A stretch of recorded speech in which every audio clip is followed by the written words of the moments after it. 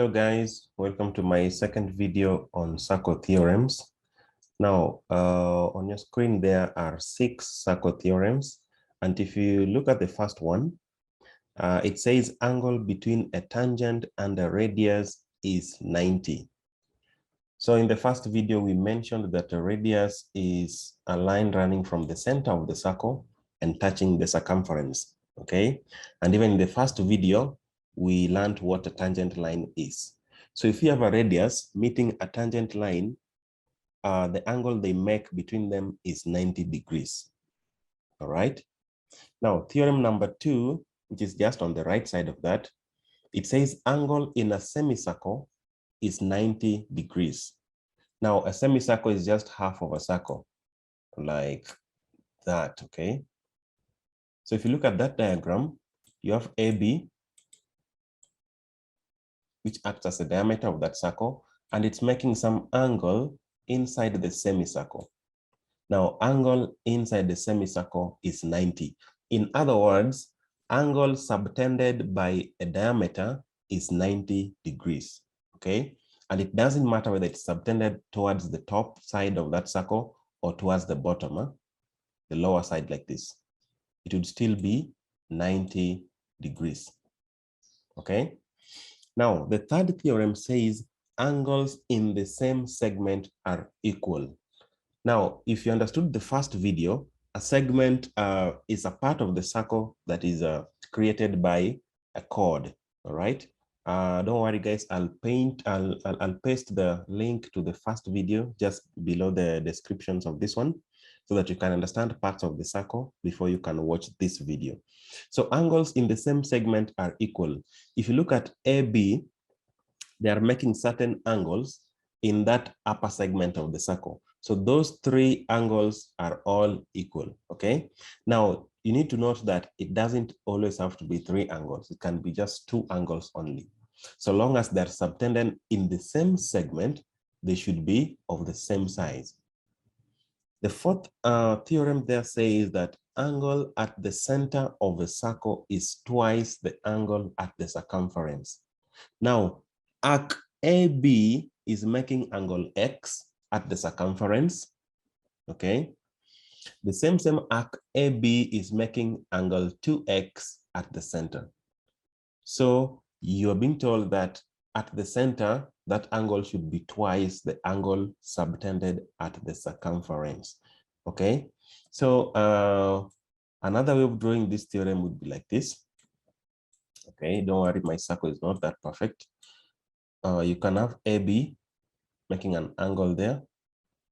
Okay, that angle is at the circumference. So if this is just the center of your circle, AB would make another angle here at the center. Okay, so angle at the center, let's say that's my Y and this is my X. Y would be, you take X multiplied by 2. All right. Now the fifth theorem says angles in opposite segments are supplementary, okay? Now there's that term there, which is very important, cyclic quadrilateral. What's a cyclic quadrilateral? I'm talking about this one. A cyclic quadrilateral is a quadrilateral whose vertices all touch the circumference of the circle, all right? The vertices are these corners, you know, these sharp corners of the quadrilateral. They must all touch the circumference of the circle for that figure to qualify to be called a cyclic quadrilateral, okay? So angles in opposite segments are supplementary. What are supplementary angles? Supplementary angles are angles that add up to 180. So if X and Y are supplementary, then it means X plus Y equals to 180 degrees, okay?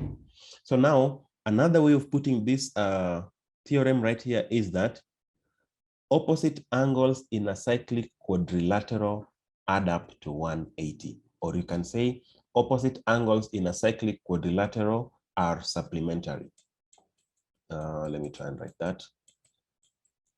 Opposite angles, they have to be inside a cyclic quad or cyclic quadrilateral are supplementary. Okay. Yeah. So opposite angles of a cyclic quadrilateral are supplementary. Supplementary simply means they add up to 180. Okay. Let's look at the sixth theorem. The sixth theorem talks about alternate segment. Okay. Now there's something you need to understand here. If I give you a circle and then I draw a chord here, okay, and I give it a tangent line. So let's say my tangent line is touching that chord at that point. Now remember, if you don't understand these names, chord, segments, sectors, you can always watch the first video on circle theorems. I'll paste the link below the video description below. Now, if you have a chord there meeting that tangent, and together they make an angle, let's say angle, oh, sorry, should not use straight line anymore. Let's say that's angle X, okay? Angle X degrees. Now look at that circle very well. Looks this way.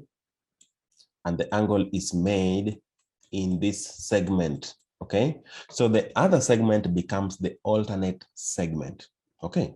So any other angle that will make inside that segment, like that, it should be equal to the angle between my chord and the tangent, okay?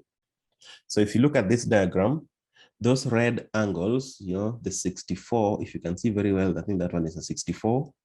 These red angles are equal because 64, which is down there with the tangent, is in one segment. And then the other one is subtended in the alternate segment. Similarly, the green angle down there with the tangent is in one segment, the minor segment. And then there is another green angle subtended in the alternate segment. The alternate segment becomes the other one, the opposite facing segment. So angles in the alternate segment are equal. Okay, so that's it, guys, for this second part of the video. In the third part of this circle theorem series, we are going to look at real questions and try to apply this knowledge in solving various angles. Okay, thank you very much for watching, and remember to subscribe and click the bell. Audio Jungle.